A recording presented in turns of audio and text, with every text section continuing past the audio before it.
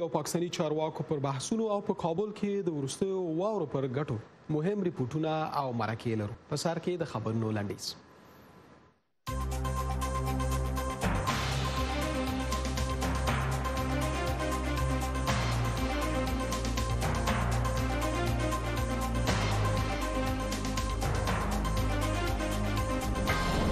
د حکومتي ادارو کاربندي د امریکا د ولسمشر او د کانګرس د رهبرانو غونډې د حکومتي ادارو کاربندي ختمه نه کړه. اختلافات دوام لري.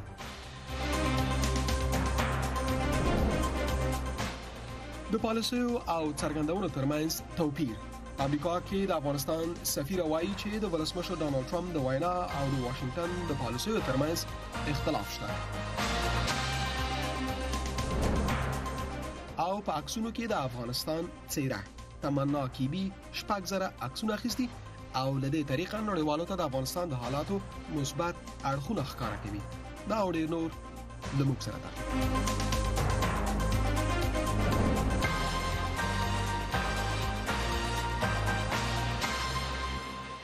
له مالتیا څخه مننه. زه احمد شکیب دوست یم.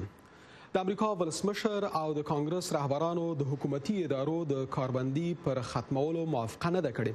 دواړو لوریو پرون په سپینې ماڼۍ کې د دویم ځل لپاره مجلس وکړ. د دغو مذاکراتو تفصیل له سمیع الله جلالزي څخه اخلم چې د خبر په مرکزي خونه کې ده. جلالزي صاحب، په حقیقت کې د اختلاف ټکي څه دي؟ ولسمشر او دیموکراتانو ولې د حل یوه لاره ونه موندله؟ دوست صاحب سلامونه. جمهور رئیس ټرمپ او د کانګرس مشران پرون د 2 ساعتونو لپاره په سپینه ماڼۍ کې راغونډ شول. تر اوسه دواړه لوري له مکسیکو سره په سرحد کې د دیوال د جوړېدو لپاره د بودیجې په ورکړه په خپلو موقفونو کلک ولاړ دي. جمهور رئیس ټرمپ یوه کاري ډله ټاکلې چې همدا نن او سبا د رخصتیو په ورځو کې له قانون جوړونکو سره وګوري. په عین وخت کې جمهور رئیس ټرمپ ګواښ کړی چې امکان لري د دیوال جوړولو په خاطر اضطراري حالت اعلان کړي او د بل وزارت بودیجه پر دیوال ولګوي. له مکسیکو سره سرحد د دواړو لورو د اختلاف اصلي ټکی دی چې له امله حکومت د دویمې اونۍ لپاره هم تړلی پاتې شو.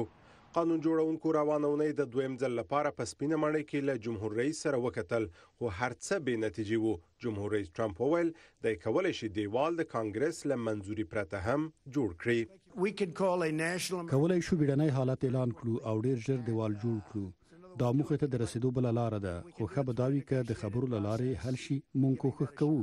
جمهور رئیس په جنوبي سرحد کې د دیوال د جوړېدو لپاره 15 میلیارډ ډالر غواړي او د کانګرس د رئیس نانسي پلوسی وړاندیز رد کړ چې ګواکې حکومت د پرانستل شي او د کورنۍ امنیت وزارت ته دی 10 ورځې وخت ورکړي شي ترڅو موږ مذاکرات وکړو. تر هغه چې مو حکومت نه وي پرانسته دا مشکل نشو هوارولای او دا مو جمهور رئیس ته واضح کړله. څه باندې 800,000 فدرال کارکونکي وزګار شوي او یا هم له تنخوا پرته کار کوي. په سنا کې دیموکرات مشر چک شومر وویل له جمهور رئیس څخه وغوښتل چې امریکایان یرغمل نه کړي. هغه مقاومت کوي او وايي حکومت په دوګدې مودې لپاره وتړي، عام د میاشتو او یا هم کلونو لپاره. ټرمپ له دیموکراتانو وغوښتل چې د سلاکارانو سره د خبرو لپاره خپل مرکچیان ولېږي. نوموړي داسې اشاره وکړه چې کېدای شي دې ته چمتو شي چې د ډاکا پروګرام ومني. په هغه پروګرام کې چې غیر قانوني راغلو ماشومانو ته اسناد ورکول کیږي، یعنی راکړه ورکړه امکان لري. نوموړي وویل فدرال کارکونکي هم د حکومت د بندیدو ملاتړ کوي. هغه مامورین چې راتلونکي اونۍ او یا هم تر هغه وروسته اونۍ کې تنخواګانې وانخلي، فکر کوم هغوی به هم وایي چې ښاغلی ولسمشره ډیر ښه کوي، د دیوال جوړول ډیر مهم کار دی. د فدرال کارکونکو ټولنې د ټرمپ پر حکومت دعوا کړې چې د حکومت د بندیدو لامل دوی اړ شوي چې په غیر قانوني ډول له تنخوا پرته کار وکړي. د کانګرس د دواړو مجلسونو مشران به نن هم د حکومت د تړل شویو برخو د بیرته پرانیستلو په مقصد د سپینې ماڼۍ سره خبرو ته دوام ورکړي. خو د کانګرس دیموکراتو استازو ویلي چې د حکومت د تړل شویو برخو د بیرته فعالېدو لپاره به د سپینې ماڼۍ سره په هیڅ ډول معامله کې د مکسیکو په پوله د دیوال جوړولو بودیجه ورنه کړي. کانګرس د کار له پیل سره سم د فدرال حکومت د بیرته پرانیستلو په اړه یو پلان منظور کړ، خو په دې پلان کې له مکسیکو سره په سرحد کې د دیوال د جوړېدو لپاره د جمهور رئیس ټرمپ 15 میلیارډ ډالري بودیجه شامل نه ده.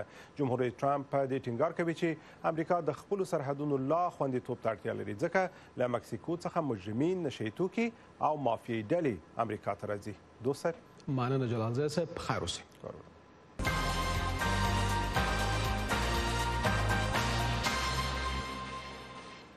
راځو د افغانستان حالاتو ته. د ایران د بهرنیو چارو وزارت مرستیال عباس عراقچي نن په کابل کې له افغان ولسمشر محمد اشرف غني سره کتلي دي. جمهوریت ریاست په یوې اعلامیې کې لیکلي چې دواړو لوریو د دولتونو ترمنځ د دوه اړخیزو اړیکو پر ارزښت، د افغانانو پر رهبرۍ او مالکیت، د سولې پروسې او له چابهار بندر څخه د غوره استفادې د څرنګوالي په هکله خبرې کړې دي. اعلامیه زیاتوي چې د ایران د بهرنیو چارو وزارت مرستیال له طالبانو سره د ایراني مقاماتو د وروستیو مجالسو په اړه ولسمشر غني ته معلومات ورکړي دي. په تیرو دوه اونیو کې دا د ایران دویم لوړپوړی چارواکی دی چې کابل ته په سفر راځي. په امریکا کې د افغانستان سفیره رویا رحماني وایي چې د ولسمشر ډانلډ ټرمپ د وینا او د واشنگټن د پالیسیو ترمنځ اختلاف شته. د کابینې په یوې غونډه کې ولسمشر ټرمپ په تفصیل د افغانستان په باب خپل نظریات بیان کړل. ویل چې هغه هیواد کې باید روسیه او پاکستان جګړه وکړي، نه امریکا. میرمن رحماني امریکا غږ سره په یوې ځانګړې مرکې کې ویلي چې حکومت یې له امریکایانو څخه د ولسمشر ټرمپ د څرګندونو په باب وضاحت غوښته ده. Our first reaction towards what has been said is that زموږ لومړی غبرګون دا دی چې موږ د ډیر وضاحت غوښتنه کړې، ځکه د پالیسي او د هغه څه په اړه چې د ویلي یو څه اختلاف شته.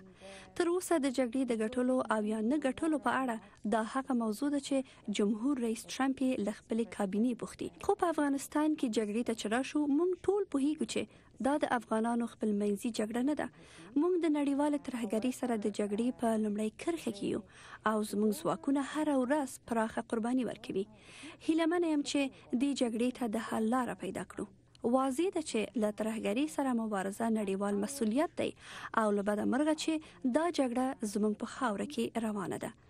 د جهاد او پخوانی شوروي اتحاد د ماتې په اړه چې تاسو مخکې وویل، دا وایم چې موږ په خپل جهاد ویاړو، کوم چې زموږ هیوادوالو د سړې جګړې پر مهال د نړیوالو متحدینو په همکاري د پخوانی شوروي اتحاد په وړاندې وکړ. او زه د متحده ایالاتونو له همکاریو چې د سړې جګړې پر مهال یې موږ سره وکړې مننه کوم. I am hopeful for a peaceful Afghanistan in the near future. زه په نږدې راتلونکي کې یو سولیز افغانستان ته هیله یم، ځکه دا د خلکو غوښتنه ده او دوی له دې اوږدې جګړې ستومانه شوي دي. خو هغه څه چې مهم دي دا دي چې یوازې د قرارداد ترلاسه کول مهم نه دي. سوله باید یوازې د ټوپکونو د ایښودو په معنا نه وي، بلکې داسې چاپیریال باید رامنځته شي چې خلک له ویرې پرته په وقار او د بشپړو حقونو په درلودو سره چې دوی یې مستحق دي ژوند وکړي. له همدې امله موږ هیلهمن یو او ژمن یو. دا د خلکو غوښتنه ده او هیلهمن یو چې د افغانانو په مشرۍ او مالکیت د سولې داسې هوکړه ترلاسه شي چې ټول افغانان ځانونه پکې سهیم وګڼي او داسې سوله وشي چې د ټولو لپاره د منلو وړ وي. له میرمن رحماني سره د امریکا غږ ځانګړې مرکه په راتلونکو خپرونو کې خپریږي. د ترکیې ولسمشر رجب طیب اردوغان وایي چې استانبول کې د افغانستان او پاکستان د مشرانو غونډه رابولي. د دې غونډې یوه موخه په افغانستان کې د سولې لپاره پر روانو هڅو بحث او خبرې اترې دي. د پاکستان له صدراعظم عمران خان سره د جمعې په ورځ په یو ګډ خبري کانفرانس کې د ترکیې ولسمشر وویل چې درې اړخیزه غونډه به د مارچ له میاشتې وروسته جوړه شي. د پاکستان صدراعظم تمه لري چې له دغې غونډې وروسته افغانستان کې سوله راشي. ان شاء الله موږ به د استانبول درې اړخیزه غونډه د مارچ د 11 نیټې انتخاباتونو وروسته جوړوو. زه باور لرم چې د افغانستان، پاکستان او ترکیې ترمنځ دغه غونډه به د ډیرو نارضایتیو په ختمولو کې مرسته وکړي. ترکیې ته د رسمي سفر په لړ کې د پاکستان صدراعظم ویلي چې ترهګري هیواد ته خطر پیښ کړی او اسلام آباد له انقرې سره په ګډه د ترهګرو پر ضد مبارزه کوي.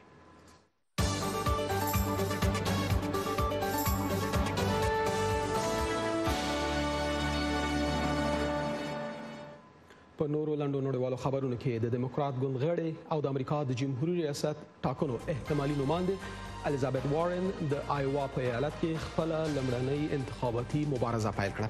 د خپل پلویانو په یو مجلس کې د وینا ترڅ کې میرمن وارن د فساد پر ضد خبرې وکړې او ولسونو ته خپل پیغام ورساوه. میرمن وارن به دا اونۍ په آیوا کې تیر کړي او 15 مجالسو ته به وینا وکړي. میرمن وارن تیر اونۍ اعلان وکړ چې د 2020 کال ټاکنو ته درېږي. د شمالي کوریا ولسونو د جمعې په ورځ د یو پراخ لاریون په ترڅ کې د دغه هیواد د رهبر کیم جونګ اون له پالیسیو او د نوي کال په مناسبت د هغه له وینا څخه کلک ملاتړ وکړ. تېره اونۍ د شمالي کوریا رهبر وویل چې د امریکا له ولسمشر ډانالډ ټرمپ سره بل ملاقات ته چمتو دی، خو خبرداری ورکړ که واشنګټن خپلو فشارونو او بندیزونو ته دوام ورکړي نو پیونګیانګ به د خپل حاکمیت د ساتلو لپاره خپله لاره بدله کړي. په یمن کې د سعودي عربستان سفیر محمد بن سعید آل جابر وایي چې د حوثیانو پر ضد د سعودي په مشرۍ د نړیوال ائتلاف غړو ته د ورکړل شوې بودیجې 80% برخه پر اصلي مقاصدو مصرف شوې نه ده. سفیر وایي چې حوثیانو د یمن په شمال کې پر مرسته رسونکو ادارو محدودیتونه لګولي او روغتیایي پروګرامونو ته د مرستو د رسولو مخه یې ډپ کړې ده. ملګرو ملتونو له حوثي اغیان څخه غوښتي چې د مرستو غبن کول ختم کړي او هغه کسان ونیسي چې خوراکي مواد غلا کوي. د امریکا په واشنګټن ایالت کې چارواکي د داسې یو منظم پلان پر جوړولو کار کوي چې له مخې هغه کسان له سزا معاف شي چې له چارسو څخه د استفادې په جرم بندیان دي. دغه قانون پر هغو خلکو پلی کیږي چې د دغه بوټي د استفادې له قانوني کېدو مخکې له دغو موادو سره نیول شوي دي. په کولوراډو او واشنګټن کې ولسونو په 2012 کال کې د ماریوانا څخه د استفادې قانون ته رایه ورکړه. د واشنګټن ایالت د والي د تازه طرحې په اساس ټول هغه کسان چې له 1998 نه تر 2012 کال پورې له ماریوانا ګټه اخیستله د دغو موادو کاروبار کاوه او د محکمې لخوا محکوم شوي دي د معاف کېدو مستحق دي. او په دې شپو ورځو کې چې د امریکا ځینې حکومتي ادارې د بودیجې د نشتوالي له کبله بندې دي، ځینې رسټورانټونه هغو دولتي مامورینو ته وړیا خواړه برابروي چې خپلو دندو ته حاضرېږي. درځئ چې په دې هکله دغه ریپورټ ووینو.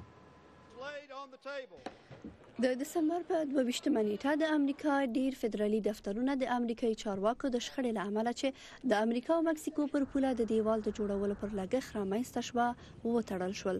د فدرال حکومت شاوخوا 800 کارکونکي د لنډمهال لپاره په کورونو کې ناست دي چې دغه کارکونکي نیمایي بې له معاشه دفترونو ته ځي. له همدې امله څو شخصي شرکتونه دغه کارکونکو سره د همدردۍ احساس څرګندولو لپاره لاس په کار شوي دي. یو دغه شخصي شرکتونو څخه مکسیکوي رستوران دی چې آیمل نومیږي او د واشنګټن په چاینا ټاون سیمه کې موقعیت لري. دلته د فدرال حکومت کارکونکي د خپل کارت په ښودلو سره کولی شي چې وړیا ساندویچونه واخلي.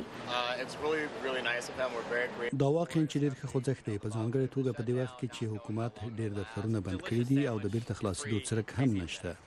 مشهور آشپز هوزي انډریس چې د دې رستورانت مالک دی په خپل ټویټر کې لیکلي چې هغه په واشنګټن کې 6 رستورانتونه لري او تر هغه چې حکومتي دفترونه بیرته خلاصيږي وړیا ساندویچونه یا برګر ورکوي. دا ډېر په زړه پورې ده. ډېر کسان راځي د فدرال حکومت کارکونکي چې د شټډاون یا د حکومت له خوا په جبر کور کې ناستي. د شټډاون له اول ورځې نه چې دلته راځي موږ دلته ډېر ښه برګر لرو چې پکې غوښه، ترکاري او ماینیز ګټو. یو شمېر کسان بیا د حکومتي کارکونکو سره د ملاتړ لپاره دلته راځي او د پیسو په بدل ډوډۍ خوري. د مهارتونو یو ترکیب او د هغې مهربانه زړه دی. موږ فکر وکړ چې دلته راشو او د هغې د هڅو ملاتړ وکړو ځکه نو دلته د خوړلو لپاره راغلو. په دې رستورانت کې د حکومتي پیژند کارت په ښودلو سره کولی شي چې یو برګر وړیا ترلاسه کړئ. But in 2013 we gave out over 15,000 burgers. په 2013 کال کې موږ د شاوخوا 15,000 نه د 40 یا 50,000 ډالرو په لګښت وړیا برګر جوړ کړل. د حکومت کارکونکو لپاره خوابدي یو. هر څوک که تر خپل وسې پورې مرسته وکړي حد اقل د دوی په شونډو مسکا به خوره شي. طبيعاً په پام کې لري چې تر هغه چې د حکومتي ادارو بندیز ادامه لري، حکومتي مامورینو ته وړیا برګر ورکوي او د خلاصېدو په ورځ به چپس او نوشابې هم ورکړي. ګالیا رانا نورستاني د امریکا غږ آشنا ټلویزیون واشنګټن. زموږ اپ وړیا دی، ډاونلوډ یې کړئ. پښتو ژبه انتخاب کړئ او د افغانستان او نړۍ تازه خبرونه، په زړه پورې ویډیوګانې، عکسونه او ګڼ نور مطالب په خپل موبایل وموندئ. VOA افغان او VOA افغانستان. له مالتیا څخه مو ډېره زیاته مننه کوم.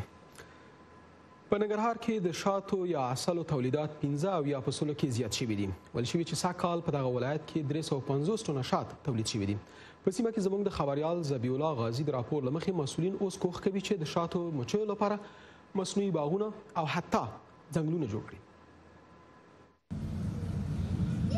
15 کلن احمد الله د شاتو د مچیو پر هغه نسل پسې خپلې ډېرې هیلې تړلې دي چې څو میاشتې مخکې له سعودي عربستانه راوړی. وایي د عادي مچیو په پرتله حاصل او د نسل ډېرېده څو چنده دي. هغه له اوږدو کلونو راهیسې په ننګرهار کې د شاتو د مچیو پالنه کوي. وایي حاصلات یې له پخوا ښه شوي. د همغه عربي نسل اوس شروع شو پکې. اوس په دغه ټیم کې اوس وګوره زموږ نورې بکسې درته خلاصې کوم دومره نفوس نه لري. د دې نفوس وګوره اوسونه ډک دي ماشاءالله. اوس هم په دغه ټیم کې 9 پرېمه دا مچۍ ده، 6 پرېمه بچی لري. زیاته نه وځي. وایي د ژمي موسمي د مچیو لپاره مرګونه ده ځکه ګلان نشته او ګڼ فارمداران له مجبوري ورځي د ډیورن له کرښې هغه غاړاړي چې حاصلات هم د هغه هیواد په نوم پلورل کیږي. دا په جلال آباد کې د شاتو د پروسس تر ټولو لویه فابریکه ده. خاوند وایي که بازار تود وي نو هر ورځ تر 350 کیلو خالص شات پروسس کولی شي. خو په وړاندې لویه ننګونه د ژمني موسم د ګلونو نه موندنه ده. سره باغداري اضافه کېږي لکه ایکلیپټس ونه د ماټو باغونه، نو په همدې خاطر موږ زموږ د تولید کچه هم لوړېږي. خو که چېرته ستونزې او مشکلات نه وي د دې نه به هم زیاتې، ولې چې بعضې ساحې زموږ لپاره ناامنې دي او همدارنګه دغه وچکالي هم زموږ په تولید باندې تاثیر لري. هغه وایي په کور دننه د شاتو ډیر تولید له بهره د دغه څه د راوړلو مخه نیولې. خو پر حکومت غږ کوي چې که مصنوعي ځنګل آباد او پر دولتي کرنیزو ځمکو د ګلو کار وشي نو بیا به د مچیو پیټۍ په تورخم نه اوړي. د ننګرهار د کرنې اداره وایي د تیر په پرتله سږ کال د شاتو تولید 15% ډیر شوی دی. موږ تقریبا 350 میټریک ټنه شاتو تولید درلود په ننګرهار کې. دې زیاتوالی د نورو کلونو په نسبت باندې علتونه دا دي چې په ننګرهار کې زیات شمېر ځنګلونه کېنول سوي چې په زیاته اندازه موږ د یوکالیپټس ونې کېنول چې د یوکالیپټس خپله ګل د شاتو په تولید باندې مثبت رول لري.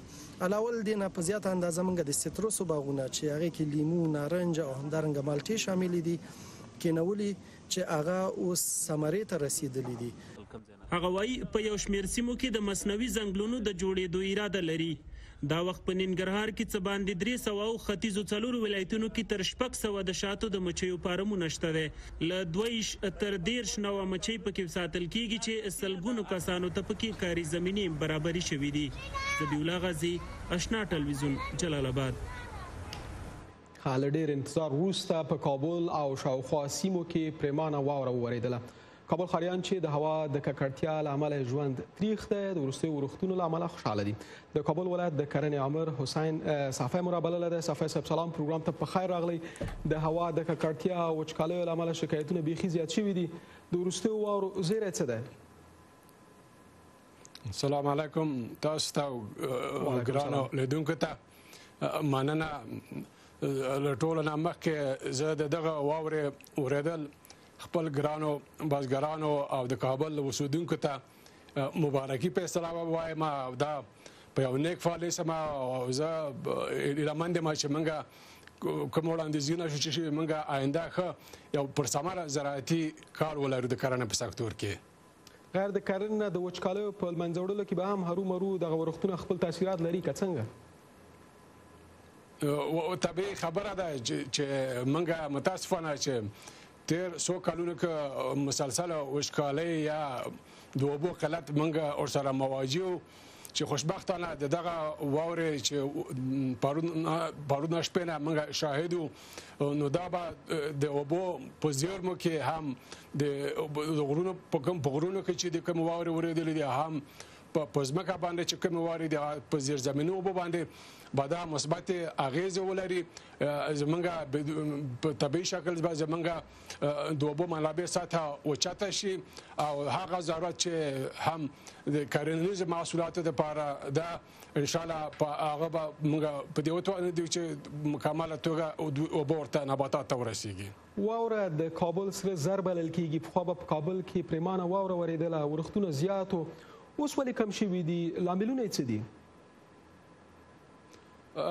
ډېره ښه سوال تاسې وکړو چې ولې تاسو ته بهتره معلومه ده چې د دنیا اقلیم کلایمټ چینج او د هوا ګرموالی دا یو اساسي علت ده چې موږ نسبت نور هیوادونو ته متاسفانه چې له دغه وجه نه موږ زیات متاثره کیږو.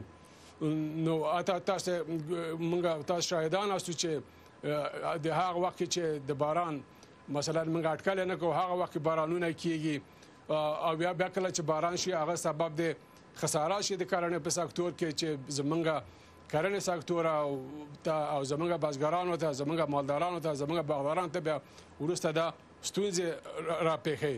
نو له دې وجې نه آخري ورښتونه چې شوي دي یا خوشبختانه او یا د واورې چې ورېدلې دي، واوره ورېده، نو دا موږ ته ډېر یو زیری ورکوونکی چې موږ به انشاءالله پیشبیني چې کومه شوې ده دا هم موږ ته صاحب د هوا د ککړتیا ستونزې ته اشاره وکړله. په دې کې د کرنې سکتور څه مرسته کولی شي چې د هوا ککړتیا کمه شي، خصوصا بڼوال، کروندګر، بزګران څه کولی شي د دې ستونزې په کمولو کې څه مرسته کولی شي؟ موږ په دوه طریقو هم موږ مثلا د باغونو په احداث کې په خپله د ځنګلونو دوباره په احیا کې بارانونه خپل نقش لري او د چاپیریال په ککړتیا کې تاسو ته بهتره معلومه ده چې ونې په خپله مستقیم تاثیر لري، ولې چې د اکسیجن مرکز د په حساب مثلا د یو ونه حداقل اتونه تر لسو نفر لپاره د اکسیجن تولید لري. موږ همداسې که دغه بارانونه ولرو، واورې ولري، موږ ځنګلونه او کوم څړځایونه تاسو په کابل کې موږ اضافه تاسو ته ویلی شو چې الحمدلله کابل نه تنها چې یو پرنفوسه ولایت ده، بلکې موږ اضافتا له میلیونها وسلې ونې څخه مثمر او غیر مثمر په دې مخه موږ نیال کړي دي. خوشبختانه چې کابل ولایت کې موږ اضافتر له 1 لک هکتار څخه زراعتي ځمکې لرو، اضافتر له 15 هکتار څخه موږ باغونه لرو چې خوشبختانه موږ سږکال باوس پرې چې محدودیتونه درلودو، مګر موږ ډېر د ښه حاصلاتو شاهدان یو د کابل په ولایت کې او موږ اعلان چې دغه بارانونو ورښتونو سره زموږ حاصلات نور هم اوچت شي. د کابل د کرنې امر حسین صافی صاحب ډېره زیاته مننه چې پروګرام ته حاضر شوئ. د نورو واورو د ورېدلو په هیله یو. په خیر اوسئ.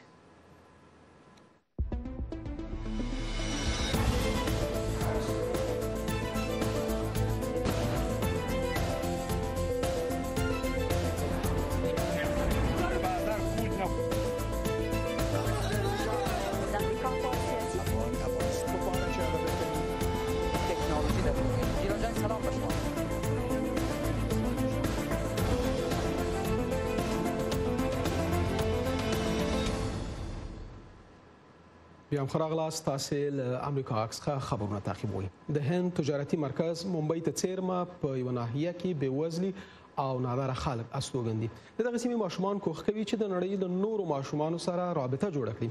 د امریکا خبریال ریجول جوشي د ممبۍ نه په دې هکله یو ریپورټ برابر کړی چې پښتو ژباړه زما همکار وړاندې کوي. د اروي په اسیا کې تر ټولو ستره بېوزله سیمه ده.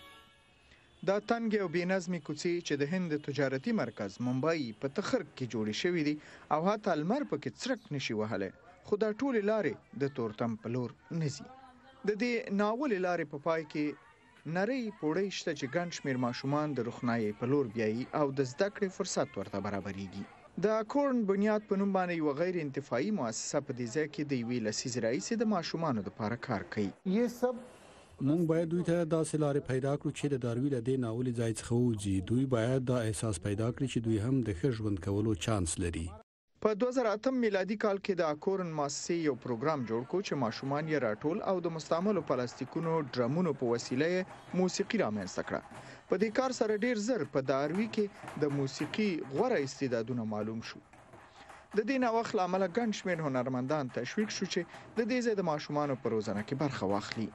هر ماشوم په خپل کور کې د آله غږولی شي، نو موږ هم غواړو دوی موسیقي وغږوي، ځکه هیڅ مالی لګښت پرې نه راځي او په خپل کور کې هم زده کولی شي. همدا سطلونه او بوشکې دي چې د دې ټول پروګرام د پیل کېدو سبب شو. د داروي هنرمندو استعدادونو په ټول هند او حتی لندن کې تر اوسه 150 کنسرتونه ورکړي دي. ځینو غړو خو یې حتی په هندي فلمونو کې نقشونه اخیستي. دا هنرمنده ډله کله دا چانس هم پیدا کوي چې د هندي فلمونو د ممثلینو سره اوږه په اوږه عکسونه واخلي. مونږ د بالیووډ اکټوره عالیا بت ولیدله. مونږ ورسره 3 ورځې د نڅا تمرین درلود او زه هر ورځ ورتلم. سخت خوند وکړ. مونږ په ټلویزیونونو ورځپاڼه او یوټیوب چینل کې مرکه وکړې. مونږ د همدې هنري ګروپ لامل ډیر شهرت موندلی دی. زه غواړم دلته زده کړه او تمرین وکړم. مونږ دلته لطیفې وایو، خاندو او خوشاله وخت تیروو. د تنکي ځوانان دلته د خپل انرژي نه په استفادې آزاد نڅا هم زده کوي. په تیره لسیزه کې تقریبا په زرګونو ماشومان دلته روزل شوي دي. اکثریت ماشومان چې د عمرونو زیاتېدو سره له دې هنري ډلې ځي، خو اکثریت وایي د داروي د هنرمندانو ډلې د دغو ماشومانو سره کومک وکړو چې په دې بېوزله ساحه کې د خپلې تورتم راتلونکي ووځي او د خپل وړوکتوب یو بل پړاو سمبال کړي. د افغانستان او نړۍ په اړه تازه خبرونه، سیاسي تحولات او وړاندې څېړنې، د پیښو کره کتنه او ژوره څېړنه، د امریکا غږ آشنا تلویزیون د تازه خبرونو او جامع راپورونو موثقه منبع. یو ماتور عکاسه د عکاسۍ له طریقه د افغانستان ښکلاګانې خلکو ته ښکاره کوي. تمنا کیبي 6,000 عکسونه اخیستي، وایي نړیوالو ته د افغانستان د حالاتو مثبت اړخونه ښکاره کوي. وایي د لافیزي پر انځورونو او ژوند یو ریپورت برابر کړی دی.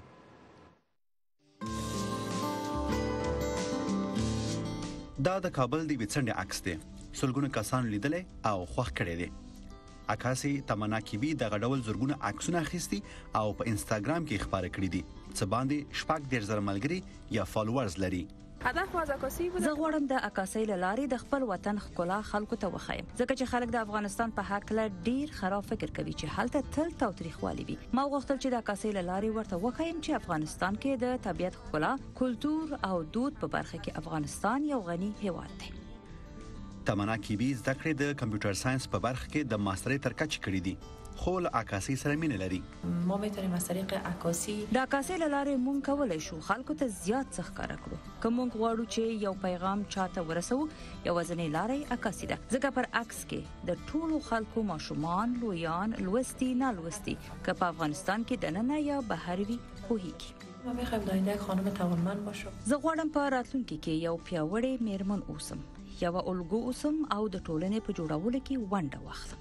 یو شمېر عکاسان او مینوال د تمنا کیبي د کار په حق لوي. هغه کسان چې بهر ژوند کوي او امنیتي تهدیدونه هغه څه دي چې کولای نشي افغانستان ته سفر وکړي، خو د تمنا کیبي او نور عکاسانو عکسونه د امنیتي ستونزو سربېره هغوی هیلمن کوي. کوم عکسونه چې تمنا اخلي نه یوازې له تخنیکي بلکې د محتوا له پلوه ډیر د ستایلو وړ دي. شما باید همیشه همدیگر حمایت کنیم. مونږ باید تل د یو بل ملاتړ وکړو، یووالي سره ولرو. هڅه مو دا وي چې افغانستان ته سوله راشي، یو بل ومنو او تخریب نه کړو. په افغانستان کې بېوزلي د ښځو پر وړاندې تاوتریخوالی او ناامني هغه څه دي چې تمنا وایي ورڅخه ځورېږي.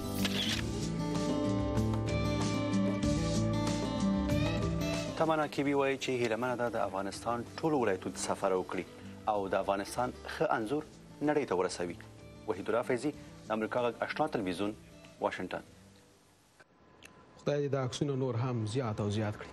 د نن لپاره مو خبرونه هم دومره. دلته په واشنګټن ډي سي کې زه احمد شکیب دوست او زما همکاران دوست لپاره اجازه غواړم. تر بیا.